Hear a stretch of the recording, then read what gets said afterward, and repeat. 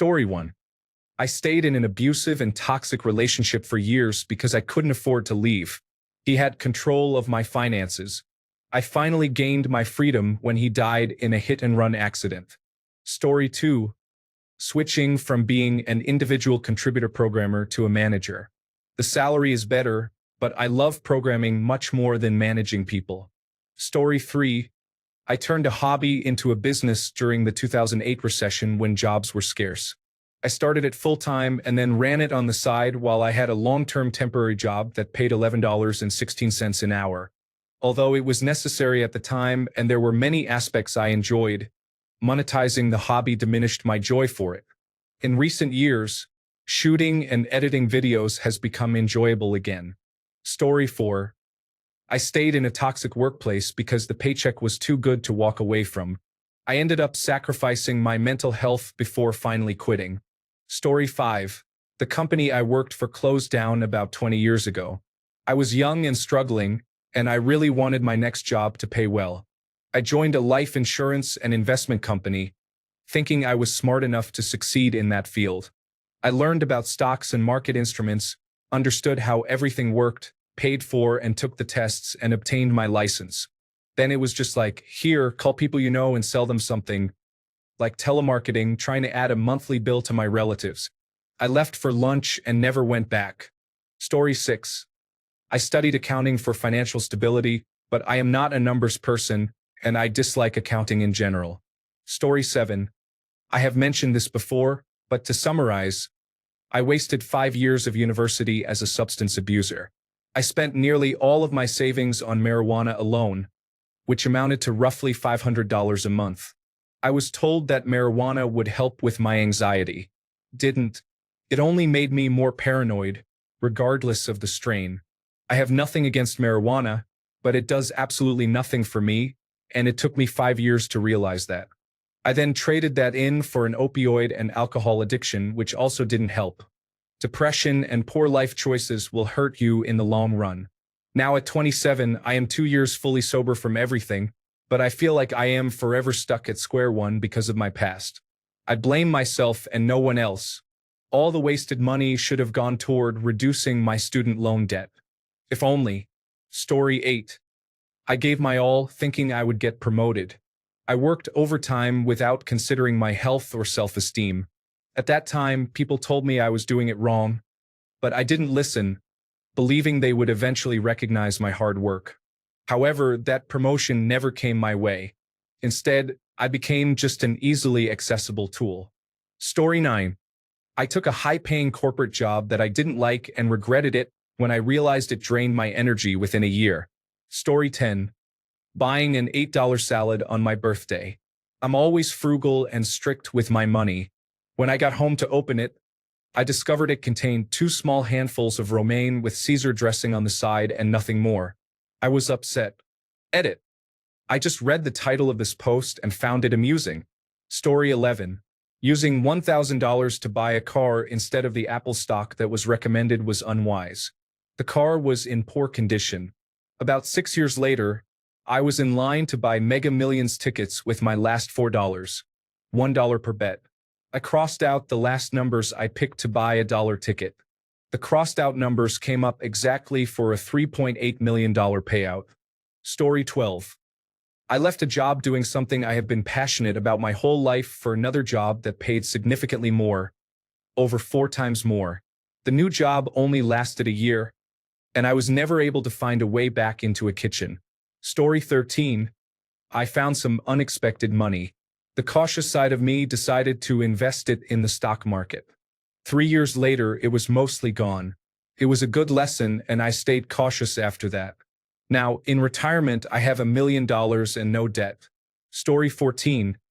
Signing any kind of contract for training at work. We will train you if you work for a specified amount of years with us. Story 15. I was extremely burned out and took some time off. Although I knew I was not ready to return to work, I became terrified that no one would hire me again if I took off more time. I went back to work and felt absolutely miserable. Story 16. Leaving a job I was happy with to take another one in a different department for a bit of extra money was a mistake. I was out of my element, did not connect with my colleagues, and felt miserable the entire time. Thankfully, I had a conversation with my manager, who was also unhappy with the situation, and we both agreed I should return to my previous department and position. What frustrates me is that the only reason I did not express this sooner is that I was unaware returning was an option. Had I known, I would have gone back to my old role weeks earlier instead of prolonging the situation. Story 17. I took a high-paying job that seriously drained me. It was extremely stressful and made me miserable. Yes, the money was nice, but at what cost? It was not worth losing my sanity for it. I am still trying to bounce back from that, to be honest. Story 18. Not me, but I am watching it happen in real time. I have already voiced my concerns. My boyfriend moved out of state last October for a well-paying job 1,200 miles away. Turned out to be misleading. He finally decided that after a certain amount of time and with his lease ending, he would move back home. However, his dad was diagnosed with end-stage heart failure. He feels the need to stay out there to save up for our future. No, my dear. Our future together is secure. Money can be made, but time is the most precious resource, and you are running out of it with your dad. Story 19. Moving into management. I disliked it. I find managing people challenging. I disliked the pettiness and the power dynamics. I missed actively engaging in tasks, so I resigned and began training for a new job, similar to my previous role but distinct enough to be engaging. Story 20. I changed jobs when I did not get promoted for a second time. I wish I had thought more carefully before making the leap and ending up in a much worse environment. Story 21. To create my very own NZT-48. I succeeded. I was homeless, but then I went to college and achieved A's in 9 out of 10 exams. I became a millionaire, but I also became very ill from the side effects. Now I cannot function without it. However, I am working on a safer version and I may have found it. I would prefer to have never touched a drug in my entire life. Story 22. 11 copies of a game for $100 at Goodwill. I successfully traded one for a better game, resulting in a net profit of $80. Story 23. I bought a house because it was the right thing to do with my money in the long run. I absolutely hated it and ended up selling and going back to renting. Story 24. I took a job that described a fast-paced environment. It turned out to be code for soul-crushing chaos with no air conditioning. Story 25. I started a small business when I was young. Now I am in my 40s, feeling exhausted and lacking skills. The financial situation is not what it used to be, and I feel stuck. Story 26. Choosing HVAC as my career. I am 23 years old and graduated from HVAC school at 19. I have been around the trade my whole life, as my father is an HVAC technician. Now, I find myself at a point where the work feels repetitive and unenjoyable. I also see limited potential for growth within the industry. I feel I have reached a dead end and am uncertain about my next steps in my career. Story 27. I left a decent factory job for a scam, took a well-paying position that cost me my mental health, quit, and found a job that pays less than my first factory job. At least I regained my mental health. I didn't think it could get any worse, but now I'm at a third factory making the lowest wage I've ever earned. All because I thought my first job wasn't good enough. Story 28. I bought a starter home in 2015, thinking we would save a couple more years for a larger upgrade. Now the house is paid off, but I can only afford another slightly nicer starter home. Story 29. I quit the only job I ever truly loved for one that sounded fairly good, working for a nonprofit making real change on the issues I care about.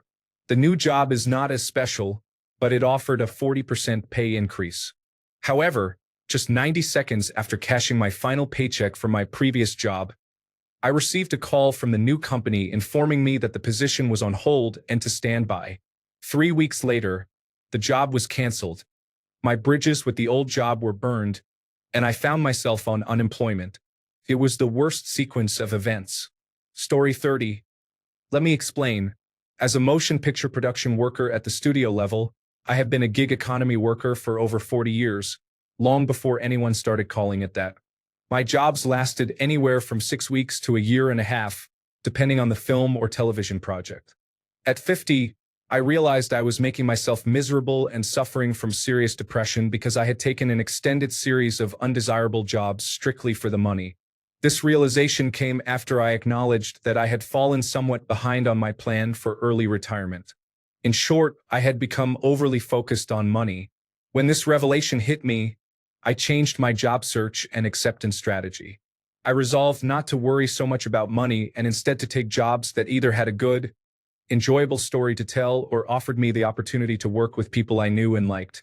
Once I implemented that plan, both my career and my chronic depression and irritability improved significantly.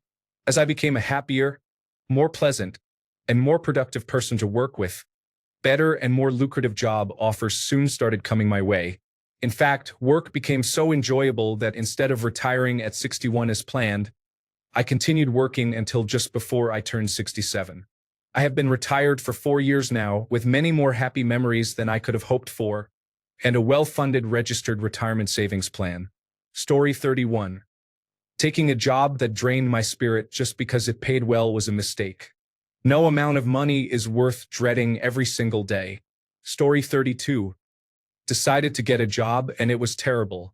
6 days a week, 9 hours a day, plus 5 hours of commute was genuinely awful. The pay was slightly above average, but it was definitely not worth all that. I lasted just 3 months before I gave up. Story 33.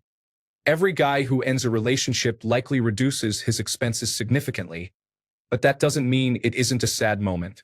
Story 34. I worked as a paperboy for a while when I was 14. I have had hard jobs, but that one was incredibly difficult. It was exhausting carrying that heavy laundry bag of papers around for a very low daily rate. There was no cart or trolley, just a large bag of papers that could only be carried on one shoulder. I could have easily developed lifelong musculoskeletal problems in that job if I had stayed any longer. One sheet of paper is light, but a whole oversized bag feels like carrying a large satchel filled with solid wood blocks. The effort I had to expend to do that job was absurdly disproportionate to the amount I was paid. I see paperboys in movies cycling happily and tossing newspapers onto lawns from a basket and think, ha! Story 35. I worked 2 hours away from home in a minimum wage job. I do not drive, so I took one commuter bus and then another bus within the city. I spent more than I earned. Story 36. I took a job right out of college that paid well, but it was in a field I had no interest in. I ended up being miserable and quitting after a year. I wish I had taken a lower-paying job that I was passionate about. Story 37. Taking a job I disliked solely for the money was stressful and made me miserable, leading me to quit after a year. I believed the paycheck would compensate for my unhappiness, but it only drained me. Now, I realize it is better to find work that fulfills me, even if it does not pay as well. Story 38. If anyone has a suggestion, I always thought that getting a computer science degree as a diploma holder would help secure a decent paying job and allow you to settle down in life when you are uncertain about your path and feel like time is running out. Yet, I see that many people here who are apparently earning well often express regret. What would you do differently if this resembles a situation you faced in your younger years? Story 39. I shoplifted when I was a poor college student, taking groceries and other items. Do not do that. They will catch you. I ended up with a small fine, and my record can be cleared in half a year. Thankfully, it didn't negatively impact my job search, but it could have seriously affected my life. I was caught while heading to my college job at a restaurant. Because they took my phone, I couldn't call out, was fired, and had to find another, less well-paid job for the rest of my studies. Don't do it. The shame of getting caught, which you will eventually, is bad enough. Story 40. I worked very hard and handled the responsibilities of 5 people. I gained weight from being sedentary and heavy drinking to relieve stress, which led to a massive pulmonary embolism. I nearly lost my life. Life is for living, and while it does require some money, there is a lot of enjoyment in the simple things. Story 41. I was juggling 3 jobs simultaneously. One job from 8 a.m. to 4 p.m., bartending from 4 p.m. to 11 p.m., and working at a club twice a week. After 3 months, I was exhausted. Story 42. This is one of the hardest comments I've ever had to write. I'm a new dad and a small business owner in Klagenfurt, Austria. I used all my life savings to open a cafe and club to support my family and 13 amazing employees. However, rising costs and unexpected repairs have pushed me to the edge of bankruptcy. I've already raised some money through crowdfunding, but it was not successful. This situation is draining my funds due to the loan I took out and ongoing expenses. Story 43. Well, this is not my story, but my best friend kind of messed up his whole life by chasing a better paying job. He worked for a Japanese company, selling their products to car manufacturers, which helped streamline the process in car plants. He made good money there, earning about $80,000 a year plus an annual bonus based on his sales performance. They liked him and even sent him on a trip to Japan with his wife, where he met the CEO of the company. They were discussing a potential managerial position for him since one of the Japanese employees wanted to return home, but that opportunity was still several years away. He worked long hours and occasionally took road trips, but it wasn't all that bad. He still had free time, was paying off his mortgage, and was able to support his disabled and unemployed dad without any issues. However, when the time came for his yearly bonus, I guess he didn't receive as much as he expected. He brought it up with them a few times, but they just told him to deal with it, which made him angry. Around the same time, he received an offer from another employer. This new job was a sales position, selling basement and foundation upgrades and repairs. His commission would be very high, and he was told he could expect to make $200,000 a year easily. So he went to his boss and demanded his full bonus for the year, which he expected to be around $20,000, or he would take the other offer. They turned him down and he quit. This turned out to be the worst decision of his life. The new job did not consider the market in the area where he would be selling these basement upgrades. We live in a very poor state, and this was a new office for the company.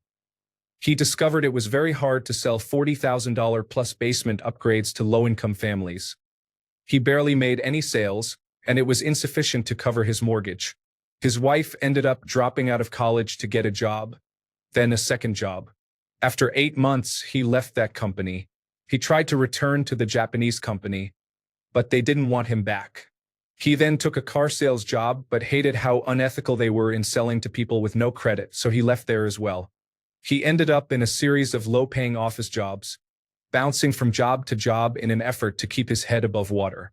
Now he is working 2 jobs, as a waiter and a delivery driver, struggling to find anything else. It has been really rough to watch, and his marriage is also going down the drain. Story 44. I rent my house and have struggled to keep it for a couple of years. A wonderful girlfriend suggested that I rent it as a short-term rental. It seemed like a good idea until I found out I needed to set aside money for taxes. After we broke up, I now sleep in my basement when my child is away for the weekend so I can maintain a roof over her head. It's frustrating. I have no sanctuary, and I'm heartbroken. Thanks a bunch for sticking around till the end of the video. Remember to subscribe, and until next time, stay awesome and goodbye.